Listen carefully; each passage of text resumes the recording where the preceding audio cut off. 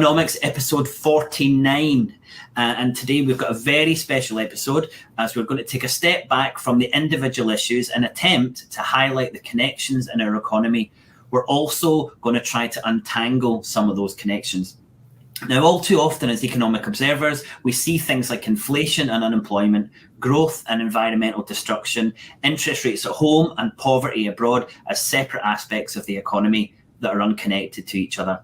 However, the opposite is true, and a reduction in one unpleasant aspect can lead to an increase in another, something even more unpleasant outcome. Often we're unaware of the impact of the policies we support. For example, no one wants high inflation, but what if the desire for low inflation means more people become unemployed?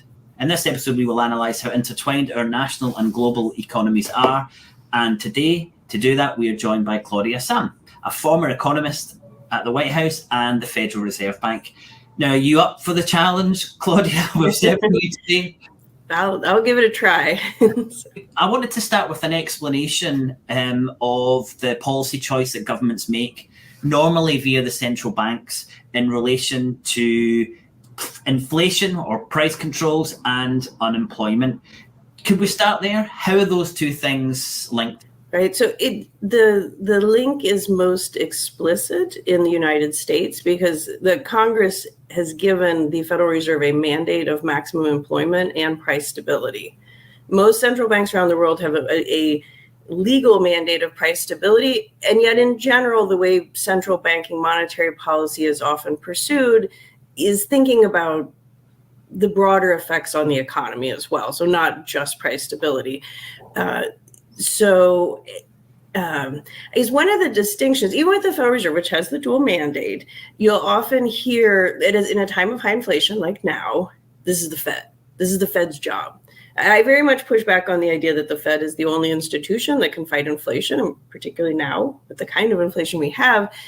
And yet that really emphasizing that part of the Fed to some extent makes sense because there are other parts of the government. A lot of fiscal policy is focused on that quote unquote maximum employment, right? Like how to support the labor market, how to support people.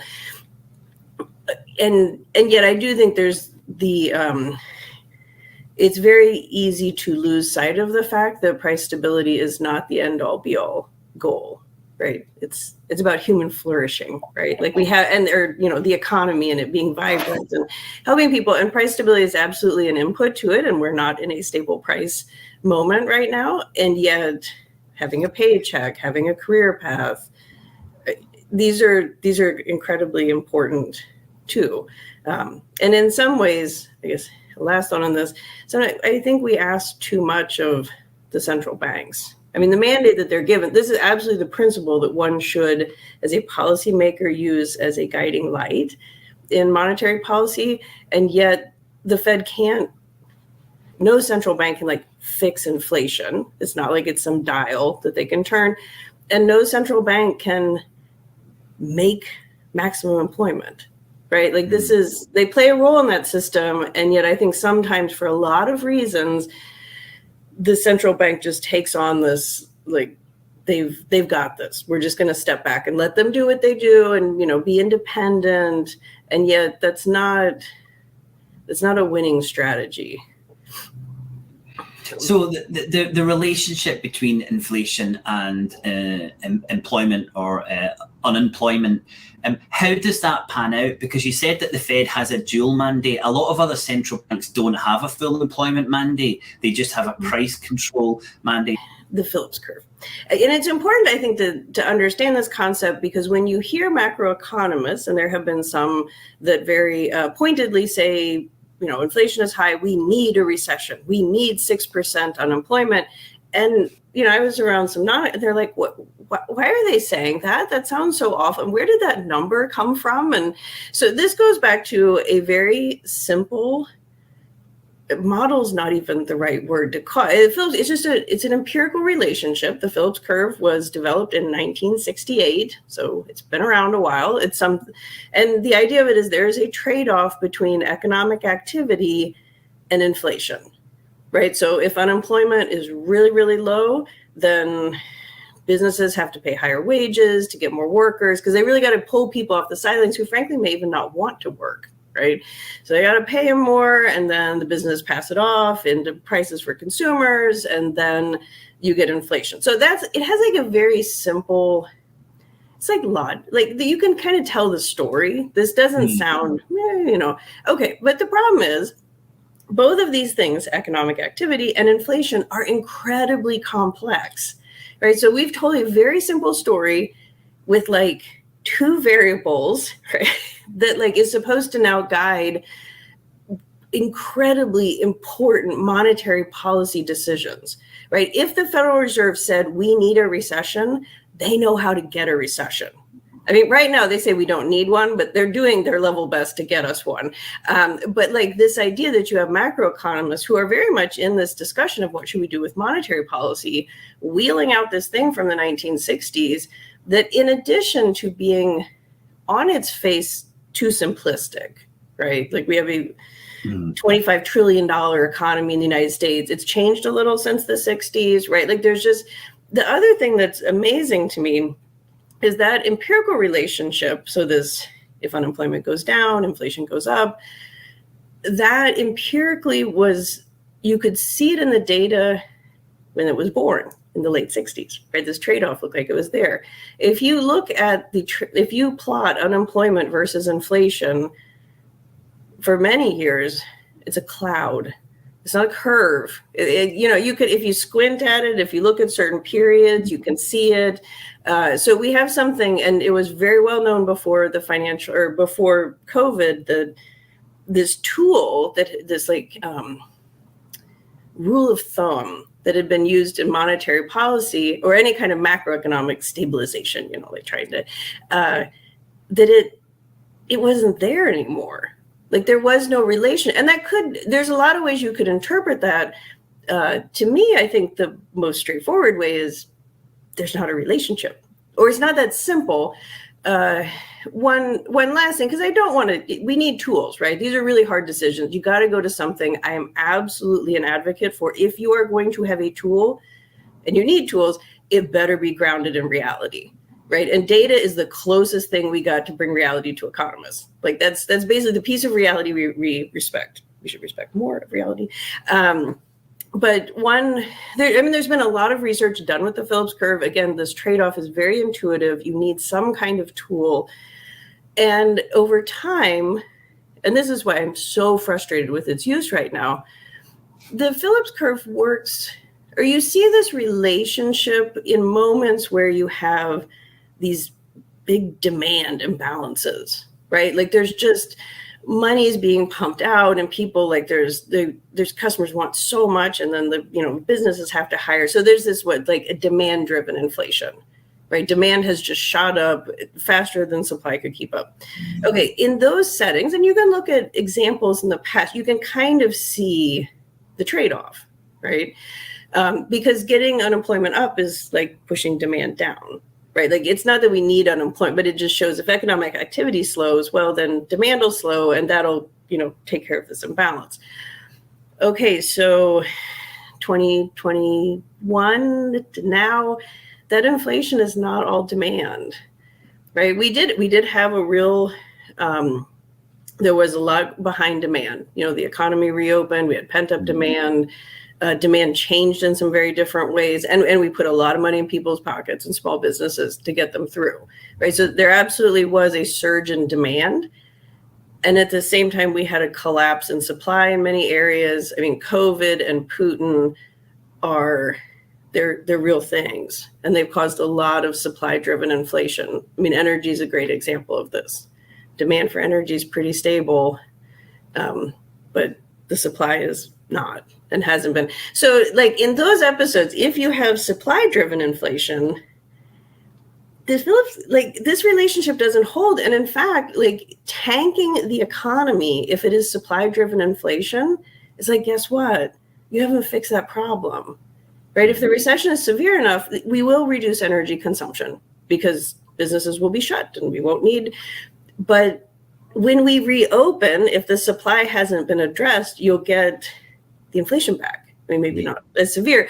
So that's where it's amazing to me. We want so badly a tool to do policy making that at times it appears as if policy makers, and particularly some policy advisors, are willing to go pull out the tool they have, not the one that they need. Yeah. Well, that's fascinating to think that something designed almost 45 years ago is still guiding economics. And I really like your point that it might have been correct for a specific time, but expanding that over a longer period when so many things have changed is a real danger. The thing that I really wanted to pick up from what you said there was that right now central banks are trying to cause a recession. Now, I think that most of our viewers would be saying, hold on a minute, surely central banks try and stop a recession. Could you explain that kind of what seems like a real contradiction in what we would think was good for the economy? Yeah, so here's where the precision of words matters some, right? So I firmly believe that there is not a central bank right now that is trying to cause a recession, right? In the 1970s, we had a decade of really high inflation in the United States and there were various attempts to kind of slow it down and nothing worked. And by the time Paul Volcker became Fed chair, in the early 80s, they were trying to cause a recession. I mean, not like they weren't explicit about it either in public, but the way that they raised interest rates and kept going and like this, but they were trying to break a inflation mentality that had set hold after a decade. Like Paul Volcker is lionized in the money macro community, and he has loomed large over, in spirit over the current monetary policy debates, but it was a different time in terms of what the problems were. But that's probably the one place you could point to and be like, they were trying, right? But only and as with now, the goal of the central banks right now is to get inflation down, right? The thing and yet the rhetoric, like I totally get it. Like how people hear it as, oh my gosh, they want a recession. That economist just said he wants like millions and millions of people to lose their jobs. And, I don't, I love the Fed. I think monetary policy is incredibly important. And yet I get very frustrated with trying to hide behind these little fig leaves of, well, we don't want a recession. We want inflation down. And it's like, if you push hard enough, where this goes. Yeah. Right. And to me, it really flies in the face of their dual mandate. It's like you've been told that there is a balance. And just because right now they can legitimately point to extremely low unemployment rates in the United States, really good job market conditions, and say we're at maximum employment. And so now we need to work on price stability. And it's like, okay, except if you go so far into price stability, and particularly go so fast, right? The Fed gets to choose how fast they try and get inflation back down to target, right? So the faster you go, the more emphasis you put on price stability. And they've gone so far as to say that they will keep raising rates unconditionally until inflation comes down. And what that means, taking out the Fed speak decoder ring, is they don't care what happens. Recession, US recession, global recession, all kinds of saying the world is changing is going to show up in the consumer price index, and we will not stop. Right. And so that, to me, it's like, that is so not consonant with your mandate, especially for the United States. I think other central banks that have a very explicit price stability mandate could potentially make that case, but it doesn't make sense. So while I don't think central banks don't want a recession, I am becoming increasingly I don't even know if I believe that anymore, that they don't want one, because the behavior, like what you do looms larger than what you say you're doing. I mean, you mentioned the Fed's dual mandate, and you couldn't question other central banks who didn't have that dual mandate, but we could obviously question the mandate in itself. That why don't they have a dual mandate that looks at employment as well. Moving on to another area I know you've been doing a lot of work on the last few months is energy and energy markets. They're really dysfunctional at the moment, and dysfunctional in economics means that demand doesn't match supply. Could you tell us what trade-offs governments are making right now and what different decisions they're taking to manage a reduction in the supply of energy? My heart really goes out to Europe. I mean, this is incredibly complicated and tragic situation, and all of it goes back to Russia invaded Ukraine. I mean, like there's like a human tragedy at the core of this, and then the economic tragedy just like moves out from it. And well, there's just a lot to say about what the underlying situation and how we got here. In economic policy discussions, we often, or I feel too often, the how we got here kind of gets put to the side. It's like, okay, we've got a problem, we're going to fix it, and sometimes that's okay. I mean, there's a problem, we have to fix it. And yet the context of the problem can often be important for the solution too. Mm-hmm. So I had the opportunity a couple of weeks ago to spend a few weeks in Germany, talking with various policy advisors and experts working on the German plan to create a price cap for households with their energy, but basing it on the prior energy use, so that you have some incentive. Like if you consume even more energy, then you're going to get paid the market price. And that piece, the price control piece, is not my expertise. I was there. Oh, I've learned a lot about it now. I was there to talk also with other ways that you can do fiscal support to families in a crisis, and in a way that is the least inflationary possible. Long story short, don't give them one big check. This is good for stimulus, take it and spread it out, right? And so kind of talking about the different, and then the other piece is there has to be a reduction in the use of energy, right? And households and businesses have to share in this. I think the approach right now in a lot of places, like the businesses will bear the first brunt of it. Mm. And yet we need those businesses and those jobs on the other side of this. So it really has to be this solidarity of we're all going to cut use. And I've gotten in some, the policy moment in Europe is extremely difficult. It is a crisis. I know from working at the Federal Reserve during the financial crisis, that crises do not bring out the best in people. Like there are a lot of, economists and other trying their level best to get the best policies in place as fast as possible in kind of impossible circumstances. I'm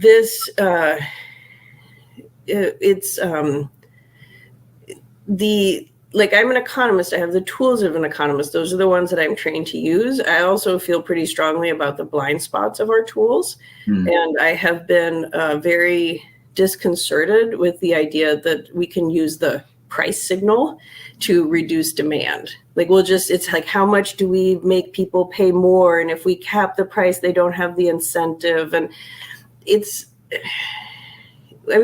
a very narrow set of, or a very almost empty toolbox that we've got, when we just seem to, as most neoclassical economists do, say, how can we change a price to change people's incentives, as if that's the only tool that we can use. Mm-hmm. When in an extreme situation like this, it in some ways shows how bare our toolbox is. The situation in Europe has gotten sufficiently bad that ideas that were completely derided early in this year, like a price cap. I mean, Isabella Weber had put this out in a piece in, I think, The Guardian, and Isabella is an assistant professor at the University of Massachusetts, Amherst, and she was absolutely attacked by the economist community, to the point that Paul Krugman, who has millions of followers on Twitter, was explaining how horrible her ideas and how, if you're a serious economist, how could you say something like this? So it was an absolute feeding frenzy. This was right around the time that Russia invaded. right? So we go forward many months, and the situation in the energy space has just spiraled into places that I don't think anyone could have or would have wanted to imagine. And so now it's like, Germany's going to have a price cap, right? The United Kingdom has it's a very different, I think, less well-structured plan, but these are happening because you have gotten to a place that it is not a price signal. Like if your bill goes up 4 times relative to what you paid last year, that's not a like, oh, 4 times versus 3 times. It's like, no, at that point, you're not talking about a price signal. You are talking about a price battering ram, right? Like this is not about changing behavior. This is about crushing people, right? So then you back up and it's like, okay, we have to damp the price signal because it's just not like we're going to destroy people's lives. So then it's like, okay, well, if we don't have the price, what do we do? How do we get them to use less energy? And I had told a top German official or economic policy advisor, I said, you know that if you don't get use down, you will have an infinite price.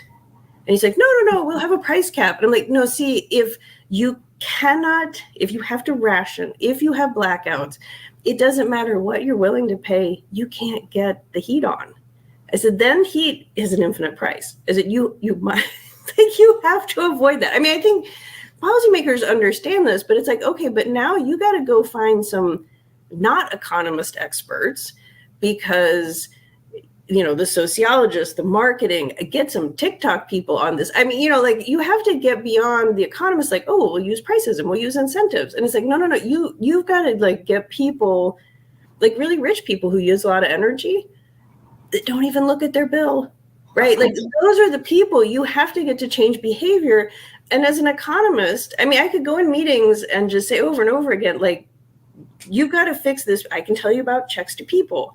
Isabella can tell you on how to set up the price caps. I know that you need this policy. I don't know what it is. And unlike some of my peers, I'm willing to be like, this is not my lane, right? Like you've got to, and actually to tie it back to something I said first about the context, like this is all of what's happening in the energy crisis is in service of helping defend democracy in Ukraine, right? Like this is a moment of solidarity. So that getting people to change their behavior, getting people to get through a winter wearing sweaters and scarves in their homes, it has to be framed into why are we doing this. When you were in Germany, did you feel like that message was coming across? Because I certainly don't feel that message is particularly powerful in Spain, or where I live, or in the UK. No. Yeah, it was just like with COVID, a lot of the economic policy discussion, the advice, it was like COVID ended for them in April of 2020. Mm-hmm. Like what I was saying before, we so clearly have supply-driven inflation. COVID so clearly created inflation. A lot of the people who are using this Phillips curve, they truly will say there is no supply-driven inflation now. It's all demand. But to do that, you got to wipe away COVID. You got to wipe away Putin. And as much as I would like to do that, that's not reality. So I'm not as surprised after having watched how COVID was like washed out of the economic policy discussions, or like how we think about the macroeconomy now. I'm maybe not so surprised. Like I really thought we should have declared war on COVID. War on COVID. Mm-hmm. And we never went to that kind of wartime footing where production and everything is, I am baffled. We have a war in Europe, and it is clearly like the energy, everything that has gone haywire in energy. This is a form of economic warfare, right? Like it's very different. But again, no economist, and I should not be the one to design this, the public service announcement campaign that just imagine if economists were in charge of how to delicately phrase these things, so, but there's an aspect of solidarity that's really important. And there are experts in this. I met a really smart sociologist when I was at a symposium in Germany, and he was talking about social cohesion and and it's like, we need those people sitting at the chancellery talking about, because we need every tool that we got in the toolbox, and that means you have to bring in whole different like areas of expertise. That leads me nicely on to your views on what's being called, I'm sure not just by us, but Trussonomics, because there is a difference. And I thought you were I wish I shared your optimism that the policymakers are trying to create these circumstances where there's a bridge and there's not much human suffering, because I'm not seeing that narrative anywhere within the UK. And it's almost the opposite, like they're using this as an excuse to cause huge suffering by forcing another round of austerity on the UK at the absolute worst possible time. I've led you a little bit there on Trussonomics. What's your perception of Trussonomics? Yeah, so I told you my optimism after being in Germany and talking to these advisors. So the day that the mini budget dropped, so that was my last day in Germany, and I just come out of a really great meeting. Just was really energized by the approach and things. And I look at my phone and it's just on the Twitter and stuff. And there's just all of this mini budget and the pound. I mean, I asked a friend, I was like, what did she do? What in the world did Truss do today? And they explained, and I was like, oh my gosh. And so it was a day where I became more optimistic about Germany's path through the energy crisis and less optimistic about the UK's. Some people looked at the announcement of the mini budget and it was very much set in we're going to cut taxes, we're going to reduce regulation, we're going to grow the economy. So this is very much the supply side playbook of the Reagan, the Thatcher, right? It was a little while ago, right? But they're bringing it out. And when the pound fell and the gilt rate rose, a lot of people looked at this and they said, see, this is an indictment of supply side economics. The bank, it's going to be inflationary. The Bank of England needs to come in and raise interest rates and yada, yada. Okay, I'm not a fan of supply side economics. What I think was a big part of the reaction, and what I am that makes me concerned broadly about the economic policy in the UK right now, is the lack of understanding about the moment, right? The global financial markets are on pins and needles. The Federal Reserve is doing the fastest rate increase cycle. We have a pandemic that is still here. We have a war in Europe. We have, that week, nuclear weapons have been trending on this is not this is a moment where people are scared. The economy has been damaged from the pit, and then just for no good reason, you march out this half-baked grand vision of growth, and it's read the room. This is not. And so I think this was where the Truss has tried to point to, well, there was these global problems and it's what the Fed did. And that's why, this all went so badly over. And it's okay, the reality, the Fed, a lot of Putin, they've created a situation where there's just tinder, right? Everything is just really brittle. And then that mini budget was lighting a match in And to be honest, that's how, when the Bank of England stepped in and they stabilized financial markets, things did calm some. And to me, it's a lot like markets. Okay, there is a policymaking institution in the UK that had its head on straight, yeah. Right? And they've just been continued with the energy. My biggest concern right now with Truss economics is how they are approaching the energy crisis.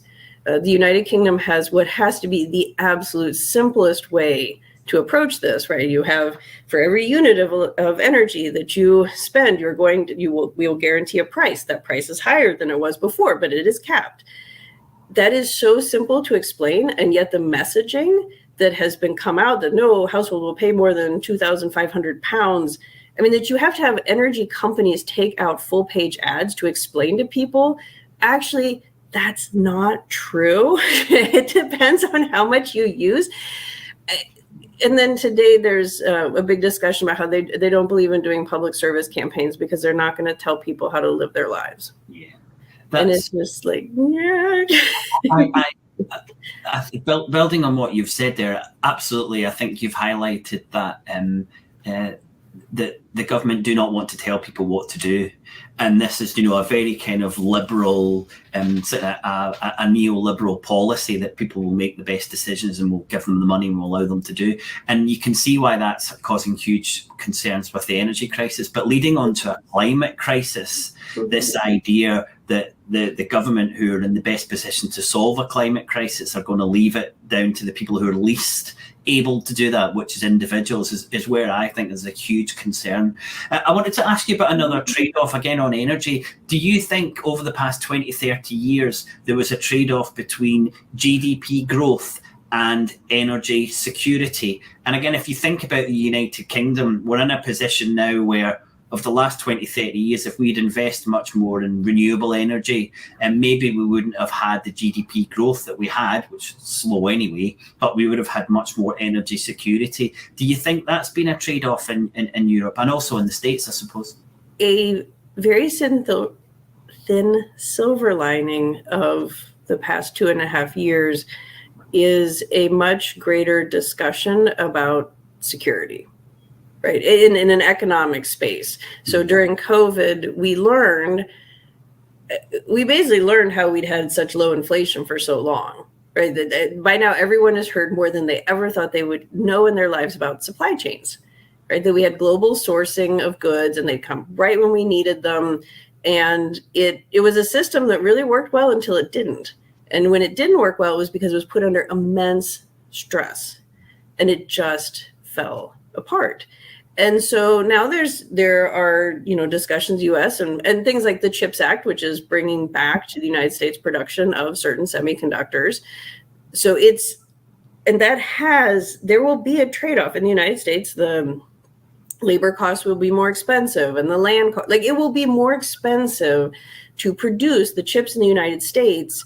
But again, like in the last 2 years, we were paying an infinite price for the chips because we couldn't get them. And then it had all this ripple effect and caused what had been a really great efficiency has been like the word, the paradigm.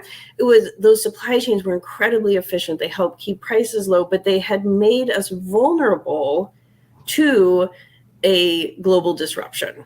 It was that trade-off to resilience and efficiency. Yeah, this resilience or security versus efficiency.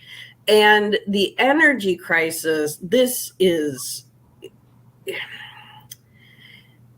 energy has a geopolitical aspect to it that like the pandemic wasn't geopolitical in the same time, right? Like energy, that's just the way, because of the markets and who the players are. Like it always goes into a much security of a much more existential way than like economic security.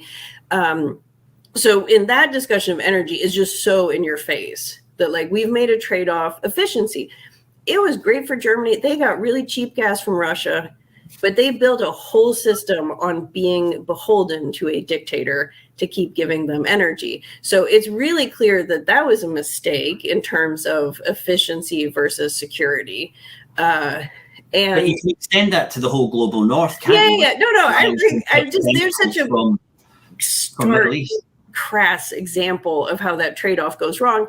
I think it's really important to take the right lessons from this. So I saw a discussion yesterday talking about, well, the United States needs to be more energy dependent from, dictators and OPEC, because OPEC is, being OPEC and cutting production where prices are high. And I made the point, I said, the United States is the largest oil producer in the world, right? But oil is on a global market. Other major producers are not friendly countries, right? So OPEC, while the United States is the biggest oil producer, OPEC as a whole has more production. And so they can cause disturbances. And if energy is on global markets. And so as long as you are in that market, you are going to be affected. It is possible for really bad actors to affect your economy. Being the largest oil producer, which was not the case in the 1970s, U.S. oil production moved up a lot after the oil embargo and the crisis. that did not shield Americans from high prices. I mean, the United States will not have the shortages that are potential in Europe because we produce enough energy to be self-sufficient and we export, right? So, but it's like you actually got to get off that market, which means you've got to get into renewables, things that like you can produce at home. So there are always trade-offs. Like I don't want to act like you can, get a free lunch here, and if we do the renewables and it'll all be better. And yet a big lesson of the last few years is if you are not resilient when the bad times come, and they will, like it's really costly. Yeah. Right. We've made up for decades of falling prices and some goods in like 2.5 years of it reversing. Right. Actually, it hasn't fully reversed, but I mean, there was a lot of like progress of like goods in the United States because we were importing and got cheaper and cheaper and cheaper until everything fell apart. And then they got more expensive. And it's like this crisis. We have inflation and we haven't seen it in 40 years. And it's like you set up a situation in which we were vulnerable to that. So if it's kind of the saying that has to actually come from you all, penny wise, pound foolish. Right. If you're all about like right now squeezing the most efficiency out, you could end up down the road costing yourself a lot more money because you're not resilient we'll have a climate disaster at some point. Like we're clearly not ready for that. So, but those are big costly investments that you have to make upfront in terms of resiliency. Yeah. And when you make those investments, you are very likely to, you're going to pull resources from other places and they could raise costs. That's, there are trade-offs.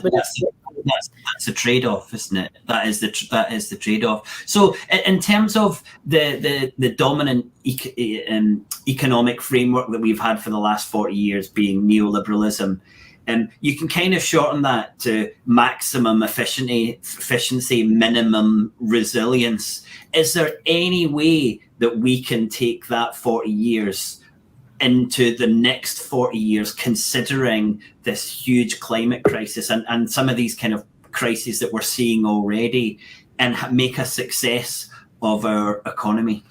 There are already signs that our approach to thinking about the economy, doing economic policy, they're shifting, right? That's part of why a lot of the economic policy debate, the different things different countries try, it's like all over the map because we're in a moment of transition.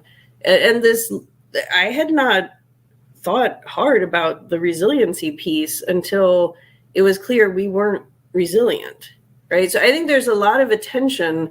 There's so much more attention now to climate policy, green energy policy than there was before COVID, right? Because it's like an emergency. So it's grabbed like not just the people who have been in that space and very passionate about it. It's like everybody is like, we have a problem here. Now, there's a lot of disagreements about what the solution is, right? There are plenty of people in the United States that thinks the energy crisis in Europe is because you all went too hard in on green energy, right? So like, it's not like everybody looks at this disaster and comes away with the same conclusions about what to do next.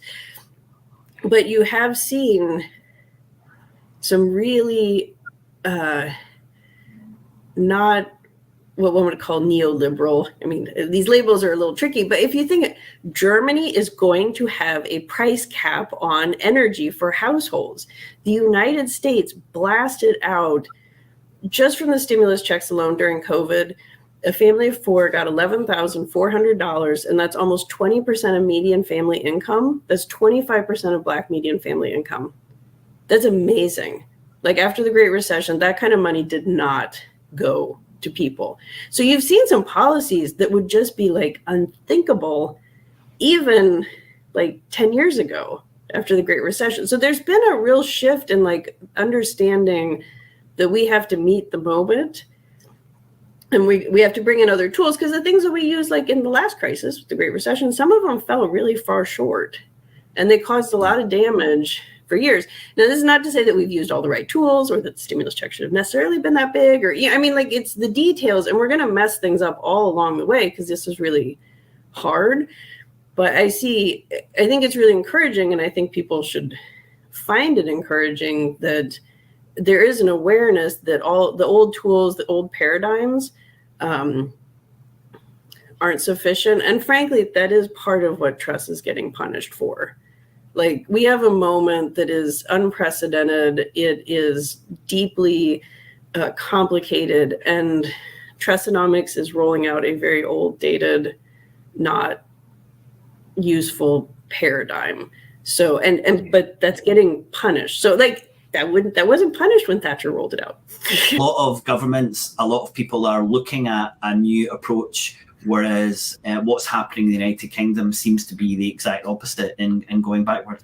Yeah, and I will say, they did make some adjustments on the mini. Like, we learn by trial and error to some extent. I mean, it's, you want policymakers to start with the right foot forward, but it's in situations that are as difficult and fast change, like you have to adapt, right? Like, be nimble. And so I think, the message was really clear that this is not the moment for a big supply side, rebirth. But 2020 is not the 1980s. Another area that I know you're very passionate about is the impact of a strong dollar on the global economy, especially the global south. Could you explain why a strong dollar has an impact on economies that don't use the dollar? It's useful to start with a little bit of why we have such a strong dollar right now. So this is very much how I've gotten so passionate thinking about these effects. So the Federal Reserve started raising interest rates because of the high inflation in the US, and they started doing it very rapidly. So they've done very large increases. They moved faster than most other central banks. For example, the European Central Bank just only recently did their first increase, which makes a lot of sense. The inflation in Europe is largely energy, and central banks do not have good tools for energy inflation. In the US, there is demand-driven inflation. There's also supply-driven inflation, but the Fed has inflation that presumably they can, with interest rate increases, increase. Okay, so the United States is not like an island in, like that we have no effects on other countries, right? So when the United States Central Bank starts raising interest rates, raises them a lot, raises them rapidly, then, well, if you're an investor and you want to hold government bonds, holding US government bonds looks a lot better relative to other countries. You can only buy those bonds if you have dollars. And so this demand for the dollars to do the investment. So because our interest rates are high, because the Fed, that pushes up the dollar. Then also the world, as we may have noticed, is in kind of a bad place. And so the United States is also a flight to safety. Like, the safest asset relative to all others is a US Treasury. So again, you have more demand for dollars. So you have a case now, which is very unusual in that the Federal Reserve's actions, among other things, have not only strengthened the dollar relative to many emerging market economies, which has happened before when the Fed raised interest rates after the Great Recession. The dollar has strengthened considerably among advanced economies. So, like, when I went to Germany, I got a great deal on the euro. Like, Japan and Asia. I mean, like, really, you run the board, and the United States has strengthened considerably.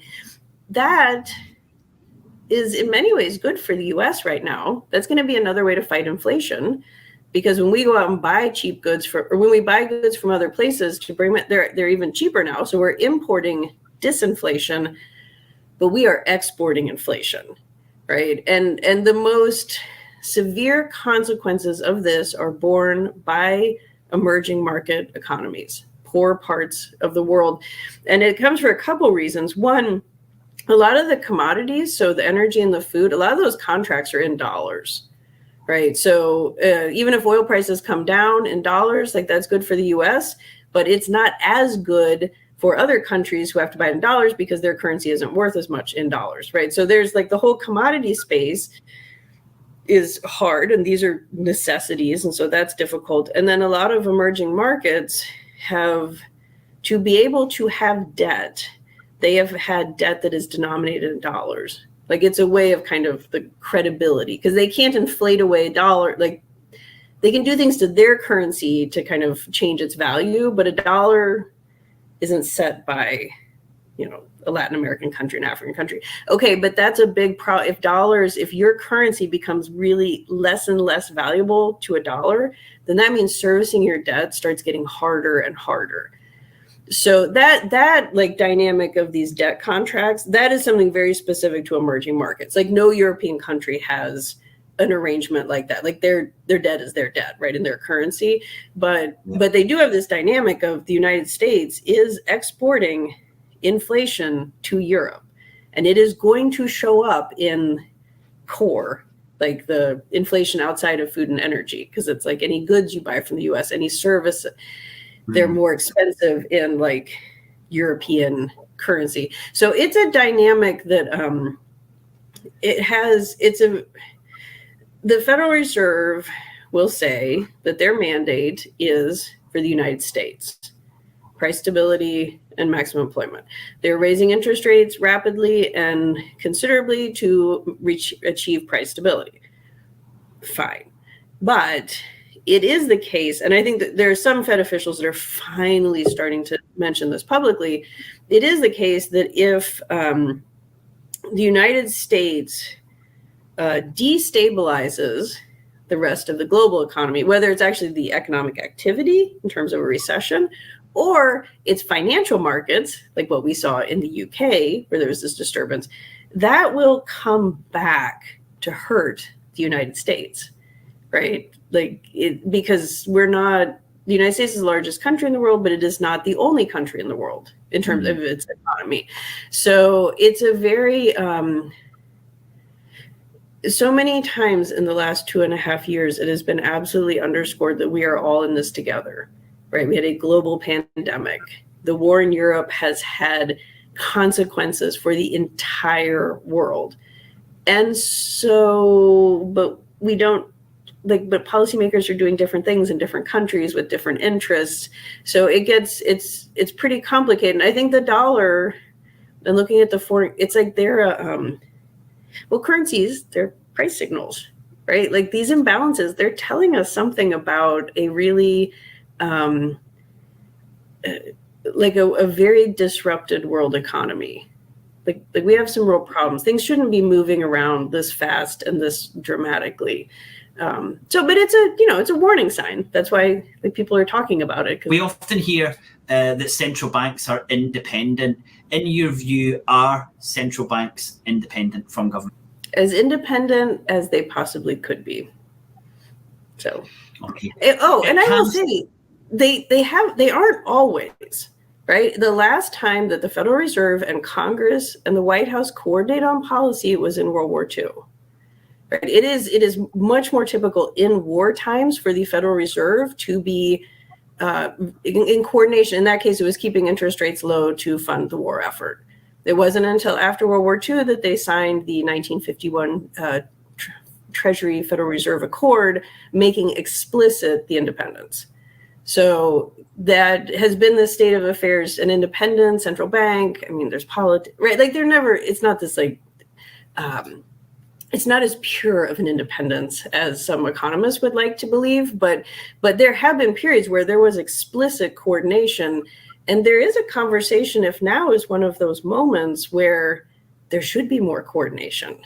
Because we have monetary policy, and this is true the world over, is going in one direction of being more and more aggressive and tightening, and fiscal policy is going in a different direction of trying to help people and fund a war effort, right? So there's a lot of tension right now that we haven't seen that kind of tension for a long time. But yes, largely independent. Can a central bank like the Fed or the Bank of England go bust? And if not, why not? And I ask this question because the Bank of England stands ready to spend £65 billion to support pension schemes. And some people are worried that that's just so much money and that the bank, government, the country might go bust. The scenario of any advanced economy going bust is a very, it's like way out there in terms of probabilities. I was recently talking with someone about this specifically for the United States. Our federal debt reached, was it $31 trillion? And there was all this doomsday, it's so much. And it's like, the United States, the reason that we have so much US Treasuries outstanding is because we're like a really good investment. right? Like you want to hold our debt. And that's because it's a vibrant economy. That's absolutely true of other advanced economies. The United Kingdom, I mean, despite problems that we have, this is a world leading economy, right? Like, so as long as you have people who are willing to, when you borrow the money, put it up, like as long as you have people that are willing to say, yeah, I'll invest in you, I'll hold that debt, well, then it's okay. Now, all of these are, this is not like some God-given right. It is a privilege that's come from the fact that these are economies that have been responsibly managed. And so I guess another example that's actually good in this context. So the United States, one of its most privileged positions, because it is this like in a time of unrest, the United States is these flight to safety. Like when everything else goes bad in the world, we actually get more demand for US treasuries and debt. So the United States really can just let it run in terms of the money press, particularly in times of crisis, right? Because we can go spend big and people will buy the stuff. Okay, so the United States did not have that special status until after World War II.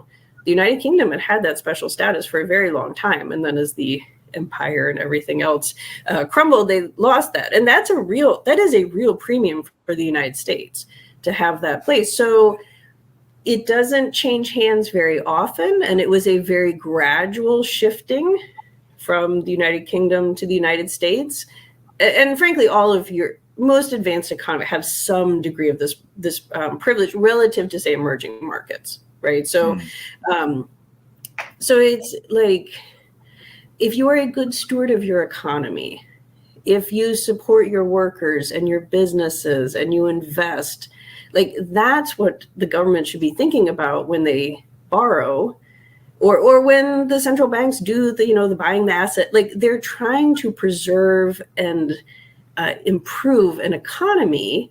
And if you do that well, then like the exact number on the balance sheet, it really doesn't matter. But if you do it badly and you spend that money in really stupid ways, eventually the markets will be like, hey, you're stupid. We don't want to buy your stuff, right? So it is this balance of like, there's no magic number that will flip you into a space where it's much more difficult. But if you make bad economic decisions, your credit rating will get downgraded. I think the UK knows about that recently. And so there are boundaries, right? There are constraints, but I think this kind of doomsday will hit some magic number and it all fall apart. It's a distraction. Like it takes away from, no, it's actually not that easy. It's not just about staying under a certain magic number. It's about what you do with your number. Yeah. But inherently, they can't go, but inherently a central bank that issues its own currency can't go. Yeah, bust. they can't. I mean, they just print money. Yeah. Yeah. I mean, what you're saying is run your country sensibly, and you'll do well on the world stage. It doesn't seem to be rocket science as far as I'm concerned, and many of our watchers are concerned. So you'll have noticed that the pound has been on a bit of a journey this week, or the last few weeks. And can you tell us what tends to happen when a currency drops in value? Is that inherently bad? Because obviously it's good for some, not so good for others. So prices are a signal, right? The value of the pound relative to the dollar or other currencies, that's telling us something, right? It's just like with the energy price. The energy price goes up, that should be telling me to like turn the heat down, right? The pound has fallen, and there right after the mini budget, it fell very dramatically, right, over a few days. That was telling us there's a problem. There was a problem with the mini budget. There's a problem with like how the trust administration is thinking about the economy. So that is the problem. Like that the pound is going down. It's like alerting us to like something is, there's a disturbance in the force, right? Like it's telling us there's a problem. In just normal, and anytime you see a really sudden shift in currencies, like that is a sign that something is awry. But in this general principle of, is a strong dollar good or is a strong pound good? Like it's very context specific. So actually, and this was kind of talking with some Germans about this when I was there, because I said, oh, well, you know, the United States has a strong dollar, the euro is weak, you're going to end up with, like, we're going to be exporting inflation to you because your goods are going to be so much more expensive, and that's going to cause all of these problems in your economy. Then this one German professor told me, well, but Germany is an export-driven economy, and we will, like, it's good for us when the euro is cheap and we can export. And I'm like, but you are in a moment where you're constraining your businesses not to produce as much because of energy. I said, you can't take advantage of that, right? In terms of offsetting it, because the strong dollar is going to cause some problems for their economy. Normally, there would be an offsetting benefit. But if you were somehow constrained in getting that benefit, and that's just the energy thing. I said, in addition, you've got a global recession brewing. They don't want to buy your stuff. Like, it doesn't matter if it's cheap. So I think that's where, but in general, it's true. Germany is a very export-intensive economy. If the euro was like just perennially strong, it would be challenging for their exporters. Right. So it really depends on the context, the country. But I think in general, if we see rapid changes, like in currencies, especially if within a few days, let alone a few months, like that is a sign that something is not right. And the pound, the number on the screen won't tell you what's wrong. But usually, I mean, this one was a pretty straightforward event study. Just go back and the pound has reacted as, you know, they've kind of tinkered around the edges with the policies and the Bank of, you know, I mean, so you can watch economic events unfolding by following that number, but not sufficient. But it's been very frightening. I really wish you all would get it under control. Governments should do sensible things, and they should not be dogmatic, because obviously dogma is just not a suitable thing in an economy which is forever fluid and changing. With wars, with pandemics, all affecting your economies. You can't be dogmatic in your policy thinking.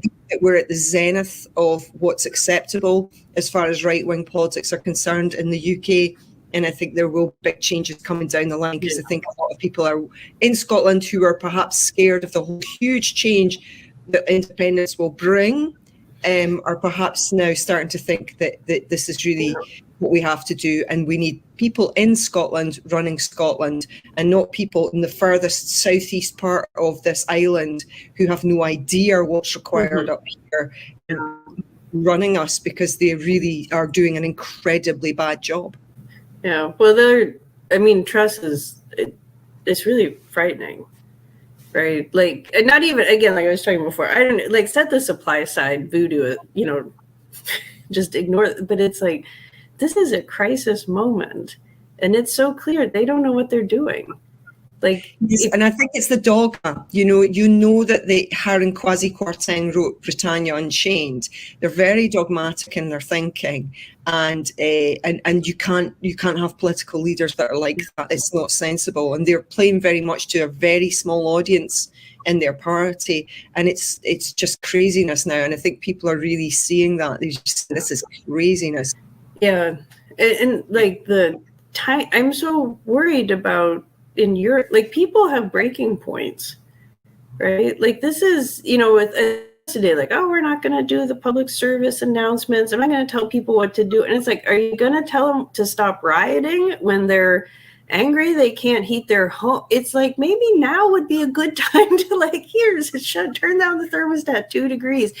It's just like, I don't think she appreciates how volatile the situation is.